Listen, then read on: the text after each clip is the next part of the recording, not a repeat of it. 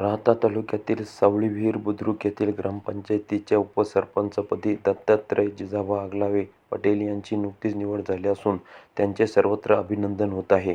आणि त्यानंतर नवीन सरपंचाची निवड 1 दिवसाची मध्ये अवधी देऊन आपण निवड केलेली आहे. आज निवड प्रक्रिया एकदम शांततेत आणि खेळीमेळीच्या वातावरणात चांगल्या पद्धतीने पार पडली. तर नवीन उपसरपंच 12 मतदान पद्धतीने आपण मतदान घेतलं. तर 12 मत दत्तात्रय जिजाबा आगलावे पटेल आणि विकास बाजूने 4 पडली. आपण दत्तात्रय जिजाबा आगलावे यांना उपसरपंच म्हणून त्यांची निवड जाहीर केली.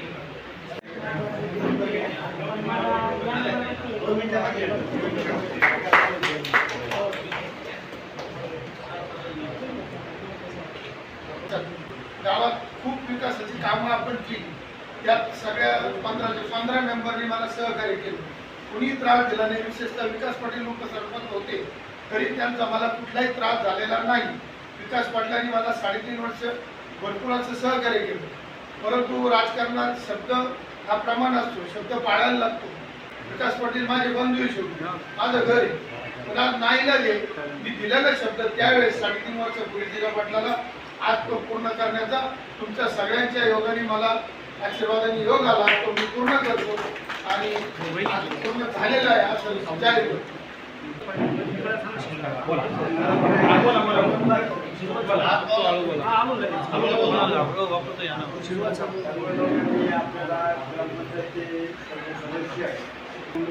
करण्याकरता जे सहकार्य केलं त्याबद्दल मी दौली ग्रामपंचायत व आपले गावचे सरपंच बाजार समिती व जिल्हेदार आमदार यांच्या सहकार्याने आपण सर्व त्यांनी आपलं सहकार्य केलं. दौली ग्रामपंचायतची निवडणूक लागल्यानंतर आणि कैलास सदापती गणेश पटेल आगलावे गणेश कापसे सरपंच आम्ही सर्व एकत्र बसलो.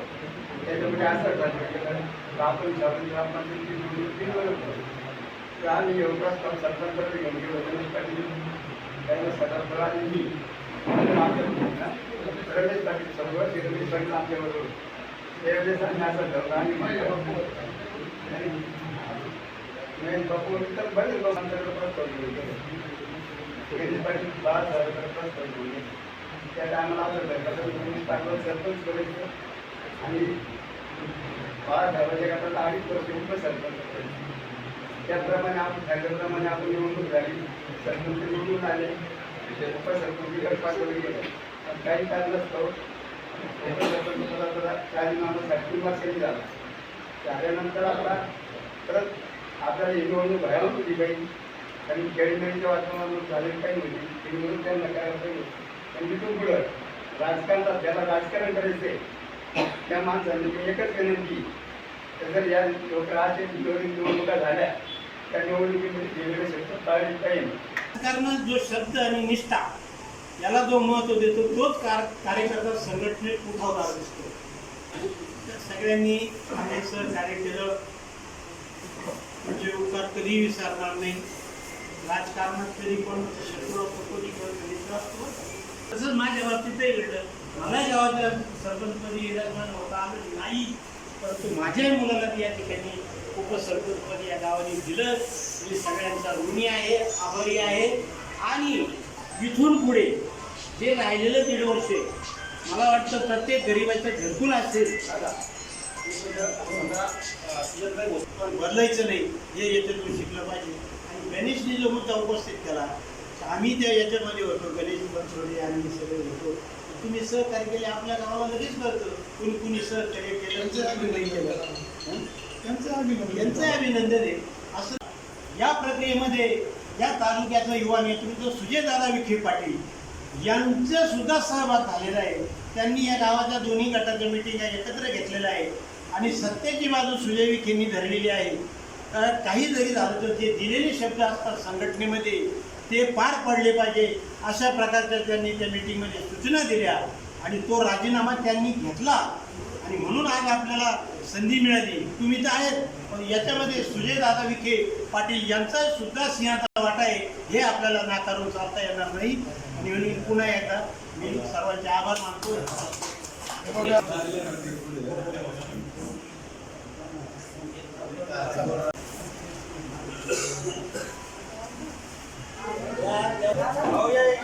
ऐका ना.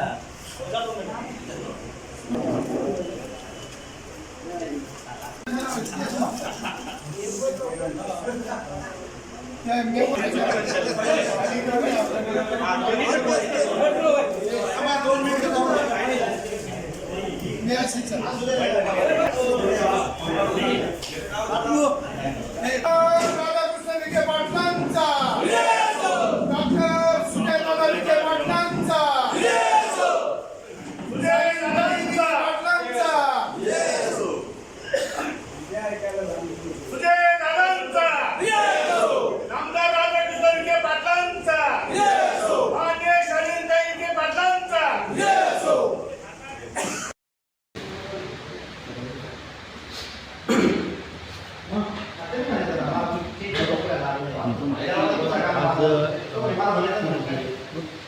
आज सावळी ग्रामपंचायतीच्या उपसरपंचाची निवडणूक सरपंच उमेदवार यांच्या अध्यक्षतेखाली हे झाली, संपन्न झाली. आज खरंच सुजयदादा आदरणीय आमचे नामदार साहेब आणि शालीनताईंच्या आशीर्वादाने आज आम्ही या उपसरपंच पदावर बसलेलो आहे. तरी मी आज साहेबराव अण्णा असतील किंवा सरपंच असतील किंवा आमचे सर्व ग्रामपंचायत सदस्य असतील त्यांचे सर्वांचे आभार मानतो. आणि इथून पुढं नामदार साहेबांच्या आशीर्वादाने त्यांच्या आशीर्वादाने कामकाजाचं उद्यापासून सुरुवात करू आम्ही.